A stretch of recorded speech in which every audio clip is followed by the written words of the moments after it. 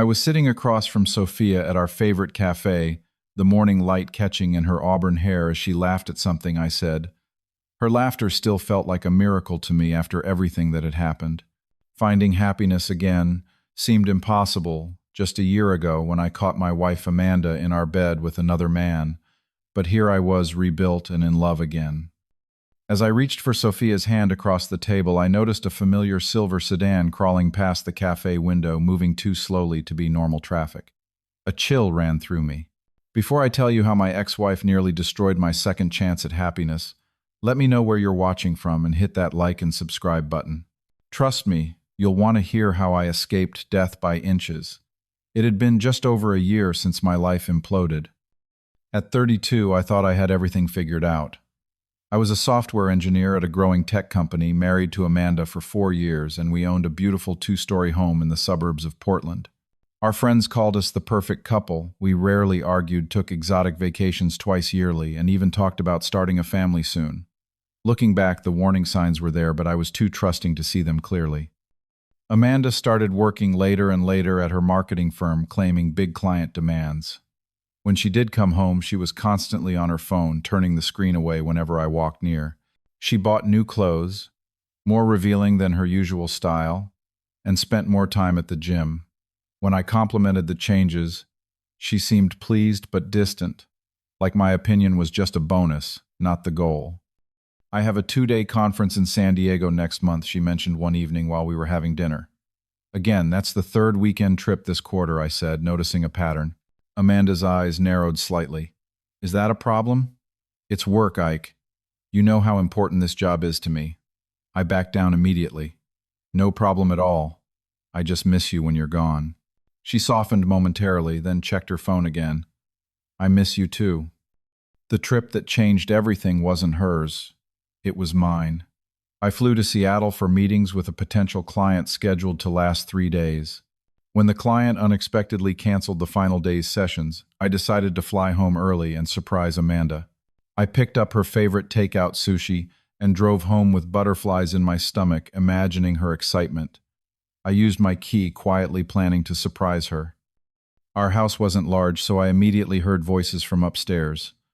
Amanda's laugh, throaty and uninhibited, followed by a deep male voice I didn't recognize. The sushi bag dropped from my hand. I moved upstairs as if in a dream, each step feeling unreal. Our bedroom door was partially open, and through it I saw my wife straddling a man with dark hair. Her back was to me, but there was no mistaking what was happening. Amanda. My voice came out strangled and small. She whipped around, eyes wide with shock. Ike, what are you? You're supposed to be in Seattle. She scrambled off her lover, grabbing sheets to cover herself.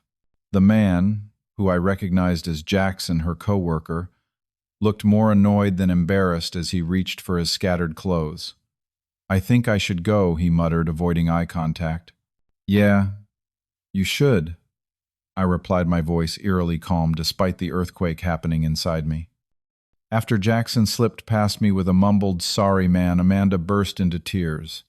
Not the quiet, remorseful kind, but dramatic sobs that seemed calculated to make me comfort her. It's not what you think, she said, the most cliché line possible. Really. Because it looks exactly like what I think. My hands were shaking as the shock began wearing off. He means nothing to me. It was a mistake. A stupid mistake. I stared at her, this stranger, wearing my wife's face. How long? She hesitated. It was just this once. The lie hung between us. I'm leaving, I said, turning toward the door. Where are you going? Panic crept into her voice. Anywhere but here. I checked into a hotel downtown, my mind spinning too fast to process what happened. I called in sick to work the next day, unable to face anyone. My phone buzzed constantly with messages from Amanda, alternating between apologies, blame, and demands to talk. I finally answered a call from my best friend, Tyler.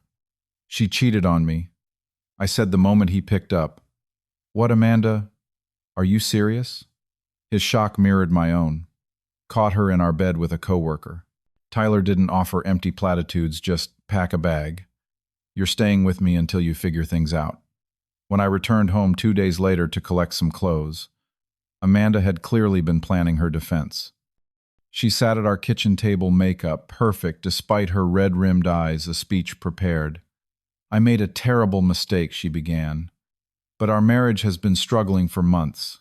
You're always working, always distracted." I cut her off. "No, you don't get to rewrite history to justify this." "I'm not. But you have to admit you've been emotionally absent." As she continued shifting blame, something clicked in my mind. I picked up her phone from the counter. "What are you doing?" she asked, suddenly alert. "Testing a theory. During our marriage, we'd always known each other's phone passwords, an agreement we made early on." I typed in her birth date, which had always been her code. "That won't work," she said quickly. "I changed it. When I don't know. A few months ago, I put the phone down." Around the same time these conferences started, her silence was confirmation enough. I headed upstairs to pack more clothes, and she followed, increasingly agitated. "Where are you going? We need to talk about this. You can't just leave." I opened my laptop, still on our dresser. "Let me check something first." She lunged for it. "That's private." But I was faster. Amanda was logged into her email, and it took seconds to find messages between her and Jackson going back 7 months. Weekend getaways, explicit photos, plans for their next meeting. "Just this once, huh?" I said, turning the screen toward her. Her strategy changed instantly. "Fine, yes, I've been seeing Jackson, but it's because you stopped seeing me. When was the last time you really looked at me?" I started packing, methodically immune to her words. Something in her shifted as she realized her manipulation wasn't working. Her face contorted with an anger I'd never seen before. "If you leave, don't think you can just come back," she threatened. "I won't be coming back," I said with sudden clarity. She grabbed my arm nails, digging into skin. "You'll regret this. No one will ever love you like I do." I pulled away, seeing a dangerous possessiveness in her eyes that made me deeply uncomfortable. At the time, I thought it was just the heightened emotion of the moment. I had no idea how prophetic her words would prove to be. Tyler's spare room became my home for the next 2 months. The first weeks passed in a fog of sleepless nights and zombie-like days. I went through motions at work, avoided social gatherings, and ignored the constant messages from Amanda that swung wildly between begging for reconciliation and accusing me of ruining her life. Tyler convinced me to see a therapist who diagnosed me with acute emotional trauma. "What you're experiencing is similar to grief," Dr. Larson explained. "The person you thought you knew never existed. It's natural to mourn that loss." I filed for divorce with an attorney named Gabriela Martinez, whose no-nonsense approach was exactly what I needed. "She's going to make this difficult," she warned, after our first meeting with Amanda and her lawyer. She was right. Amanda refused to sign preliminary paperwork, disputed every asset division, and demanded alimony despite earning nearly as much as I did. What should have been a straightforward divorce dragged into a battle. Amanda's behavior grew increasingly erratic. She called from unknown numbers when I blocked her. She showed up at my office unannounced, causing a scene in the lobby until security escorted her out. She told mutual friends I had been abusive, that I had cheated first, that I was having a mental breakdown. Some believed her. "Did you know Amanda is telling people you had an affair with someone at work?" my colleague James asked uncomfortably one day. "She's lying," I said simply. James nodded. "I figured. But just so you know, she's contacting people here." My company's HR department eventually had to issue a no-contact order after Amanda sent mass emails to my coworkers with fabricated stories about me. The financial entanglement was another nightmare. I discovered Amanda had opened credit cards in both our names and racked up significant debt on luxury purchases. When the divorce proceedings began, she attempted to drain our joint accounts, forcing my attorney to get an emergency court order to freeze assets. Our house, once a source of pride, became a battleground. Neither of us was living there, but she refused to agree to sell it. Meanwhile, the mortgage payments strained my finances as I paid rent to Tyler while still covering household expenses. The social fallout was perhaps the most painful. Friends we'd had for years felt forced to choose sides. Some stood by me, others believed Amanda's version, and many simply disappeared, unwilling to be caught in our crossfire. Holiday invitations dried up. Weekend gatherings happened without me. I retreated further into isolation, my trust in people fundamentally shaken. One Tuesday evening, about 3 months after the separation, I had a panic attack in the grocery store when I glimpsed a blonde woman who resembled Amanda. My heart raced, I couldn't breathe, and I abandoned my cart in the middle of the aisle, fleeing to my car where I sat hyperventilating for 20 minutes. That night was my lowest point. Alone in Tyler's spare room, I felt like an absolute failure. My marriage was a lie, my social circle decimated, my financial future uncertain, and I couldn't even buy groceries without falling apart. The weight of it all felt unbearable.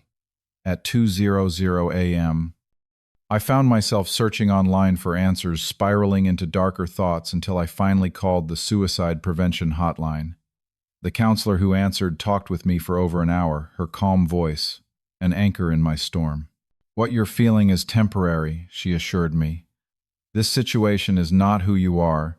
It's something happening to you, and it will pass." Something about her words broke through. By morning, I had made two decisions. I needed to get geographically away from Amanda, and I needed to rebuild my life from scratch.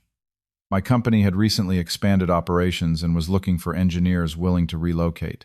I applied for a remote position based in their Denver office, and to my relief, it was approved within days.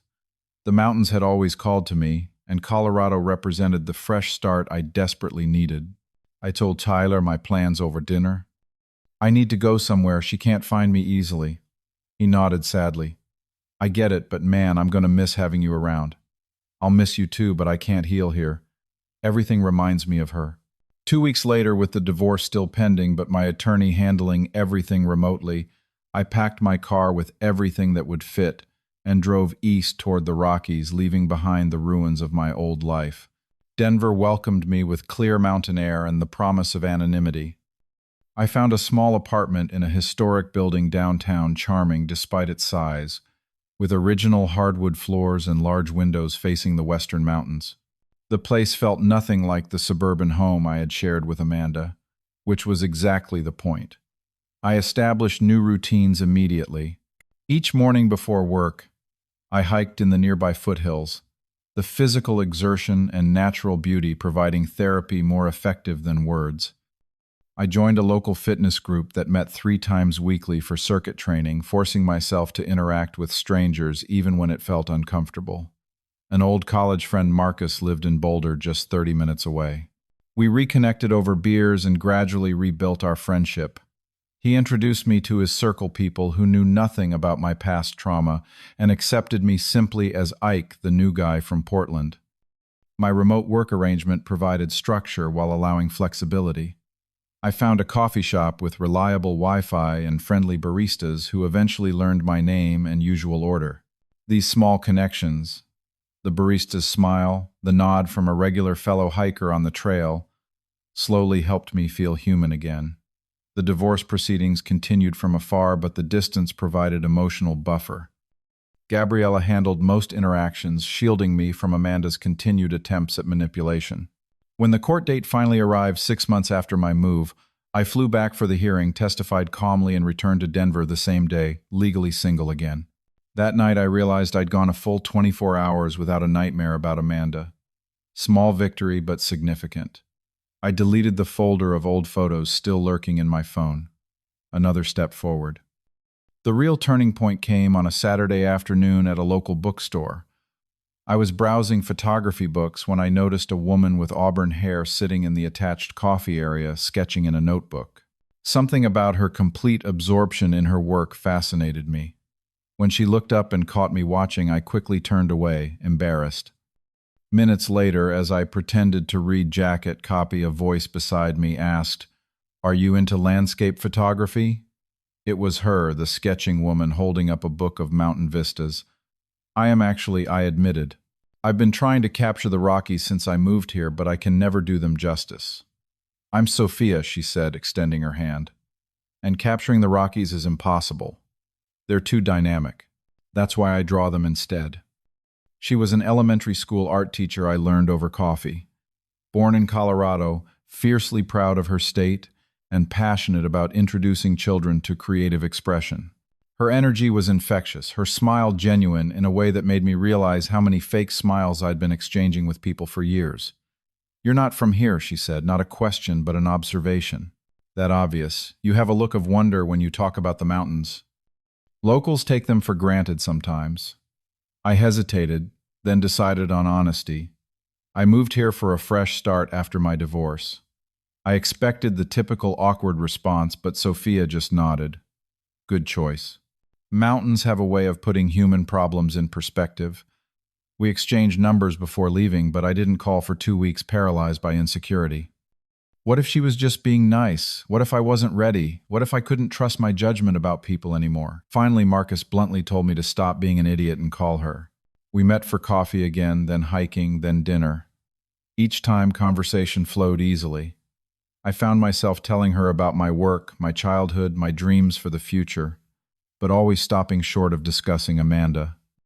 After a month of casual meetings, Sophia directly addressed the elephant in the room during a walk through a sculpture garden. "You know, at some point you might want to tell me what happened in your marriage," she said gently. "Not because I need to know, but because I think it might help you to talk about it." That night, sitting on a park bench under stars clearer than any I'd seen in Portland, I told her everything. The betrayal, the aftermath, the panic attacks, the rebuilding. She listened without interruption, her hand steady in mine. "Thank you for trusting me with that," she said when I finished. "I should have told you sooner." She shook her head. "You told me when you were ready. That's all that matters." Our first kiss happened 2 weeks later after hiking to watch sunrise from a mountain overlook. As pink and gold light spilled over the landscape, Sophia turned to me with such openness that all my hesitation vanished. The kiss felt like permission to believe in possibilities again. The next 6 months were the happiest I could remember. Sophia introduced me to her tight-knit group of friends who welcomed me without reservation. I met her parents over Sunday dinners, where her father grilled me good-naturedly about my intentions, while her mother slipped me extra helpings of dessert. We took weekend road trips to small mountain towns, hiked national parks, and created routines together that felt natural and right. For the first time since discovering Amanda's betrayal, I felt safe. The divorce was finalized, my job was secure, and I was falling in love with someone whose integrity I never questioned. The panic attacks stopped. The nightmares faded. I began to think about the future again. Then the phone calls started. Hang-ups at first coming to my cell at odd hours. I changed my number, attributing it to spam calls. But the feeling of being watched persisted, especially during evening walks with Sophia through my neighborhood. I dismissed it as paranoia, residual anxiety from past trauma. Until the email arrived from my former neighbor in Portland. "Thought you should know, your ex-wife came by asking for your forwarding address. I didn't give it to her, but she seemed determined to find you." I increased my vigilance, but told myself Amanda couldn't possibly track me to Denver. I was wrong. The first time I saw Amanda in Denver, I thought I was hallucinating. I was leaving my office building downtown when I spotted her in the lobby talking to the security guard. By the time I processed what I was seeing, she had turned and was walking straight toward me. "Ike," she said as if we had parted on good terms. Surprise. She looked different, thinner with shorter hair and expensive clothes, but her eyes had the same intensity that had once seemed passionate and now just seemed dangerous. "What are you doing here, Amanda?" I kept my voice neutral despite my racing heart. "Business trip," she smiled. "Thought I'd look up my favorite ex-husband while in town." "I'm your only ex-husband." I tried to move past her toward the exit. She followed, keeping pace. "Your office looks nice." "I like the photos on your desk." She paused meaningfully. "Especially the one with you and that redhead." New girlfriend, the realization that she had been in my office looking at my personal belongings sent ice through my veins. "You need to leave. We should catch up properly. Get dinner tonight." "No. The divorce is final. We have nothing to discuss." Her pleasant expression slipped for just a moment, revealing something harder beneath. "Don't be like that, Ike. After everything we meant to each other, please leave, Amanda. I have moved on. You should too." She grabbed my arm as I tried to walk away, her nails digging in, just like that night I packed to leave our home. "She will never understand you like I do, never love you like I do." I signaled the security guard who was watching our interaction with concern. He approached immediately. "Is there a problem, Mr. Wilson?" "Yes. This woman is not authorized to be here and needs to leave." Amanda's face contorted with rage as the guard took her elbow. "You'll regret this," she hissed, before allowing herself to be escorted to the exit. I called Sophia, immediately warning her about Amanda's appearance and making her promise to be vigilant. Then I called the local police precinct to inquire about restraining orders, but was told I needed evidence of ongoing harassment or threats. That evidence came quickly. The next morning, both Sophia and I received identical text messages from an unknown number. Relationships built on lies never last. More followed. Photos of us walking together taken from a distance. A picture of Sophia's elementary school with the caption, "Art Teacher Right." A close-up shot of my apartment building. We filed a police report, but the officer explained that without direct threats, they could only document the incidents. "Change your routines," he advised. "Be unpredictable, stay in public places, document everything." We tried following his advice, but 3 days later, Amanda confronted us at a restaurant during dinner. She appeared at our table, wineglass in hand, seemingly calm but with wild eyes. "So this is her," she said, looking Sophia up and down. "Not what I expected, Ike." "Leave now or I'm calling security," I said firmly. "Do you know he calls your name in his sleep?" Amanda said to Sophia, ignoring me completely. "He always did that with me too. It's his thing." Sophia remained remarkably composed. "You need help, Amanda. Professional help." Amanda's false smile disappeared. "You don't know anything about me or what I need." She leaned closer to Sophia. "He'll leave you too, you know, when someone better comes along." The restaurant manager intervened, escorting Amanda out as she continued making a scene. We left immediately afterward, shaken by the encounter. "She's escalating," Sophia said quietly as we drove home. "This isn't going to stop on its own." She was right, but neither of us anticipated just how dangerous Amanda's obsession would become. That weekend, we tried to maintain normalcy by visiting our favorite farmers market. We spent an hour browsing local produce and artisan foods, momentarily forgetting our worries. As we walked hand in hand through the crowded aisles, I spotted Amanda watching from across the market, partially hidden behind a flower display. "She's here," I whispered to Sophia. "Don't look now, but by the flowers." "Let's leave," Sophia suggested, squeezing my hand. We made our way quickly to the parking lot, walking briskly between rows of cars. The sound of an engine, revving loudly, caught my attention. I turned to see Amanda's silver sedan accelerating directly toward us, her face visible through the windshield contorted with rage. Time slowed. I shoved Sophia hard to the left, diving right myself. The car missed us by inches, close enough that I felt the rush of air as it passed. It plowed into a market stall at the edge of the parking lot, the crash followed by screams and chaos. I crawled to Sophia, finding her scraped but largely unhurt. Amanda had hit her head on the steering wheel, but was attempting to restart the car when bystanders pulled her from the vehicle. Police arrived within minutes, responding to multiple 911 calls. This time there was no ambiguity about the threat. Amanda was arrested on the spot, screaming that I had ruined her life and that she would rather see me dead than with someone else. A search of her hotel room revealed a disturbing collection of photos documenting our movements over the past 2 weeks, along with a journal detailing her obsession and plans to remove the other woman. The court-ordered psychiatric evaluation diagnosed Amanda with several psychological conditions requiring treatment. She was charged with attempted murder and sentenced to a secure psychiatric facility with a restraining order preventing any contact with either Sophia or me upon her eventual release. The aftermath wasn't easy.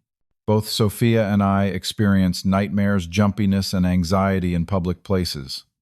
We attended trauma counseling together, working through the fear and uncertainty the attack left behind. "You would have every right to walk away from this relationship," I told Sophia one evening about a month after the incident. "No one would blame you for not wanting to deal with my baggage." She took my hands in hers. "Is that what you want, for me to leave? God, no. but I need to know you're here because you want to be, not because you feel obligated after what happened. Ike Wilson, she said, her voice firm. I am with you because I love you. What your ex did was about her issues, not about us. I'm not going anywhere unless you ask me to. We moved in together partly for safety, partly because the attack clarified what mattered most to us. Life gradually returned to a new normal. 1 year after Amanda's arrest, we sat on our favorite mountain overlook watching the sunset paint the Rockies in golden light. She was still in treatment, making progress according to her doctors, and no longer posed an immediate threat, though I doubted I would ever feel completely at ease. I used to think I would never trust anyone again, I told Sophia, as she leaned against my shoulder, that Amanda had broken something in me permanently. And now I pulled out the small box I'd been carrying in my pocket for weeks. Now I know that trust isn't about never getting hurt. It's about finding someone worth being vulnerable with. The diamond caught the last rays of sunlight as I opened the box. Sophia Parker, will you marry me? Her tears and yes were all the confirmation I needed, that second chances were not just possible but could be more authentic than what came before. In the years since catching my wife cheating, I've learned that betrayal doesn't define you, but how you rebuild afterward does. True love isn't possessive or manipulative. It's supportive through healing and patient through fear. It's finding someone who sees your broken places and loves you not despite them, but with them as part of your whole story. Have you ever had to rebuild your life after betrayal? Would you have the courage to love again after such trauma? Let me know your thoughts in the comments. And if this story resonated with you, please like, subscribe, and share with someone who might need to hear that healing is possible. Thank you for listening to my journey from devastation to renewed hope. May you find the strength to trust again if you're on a similar path.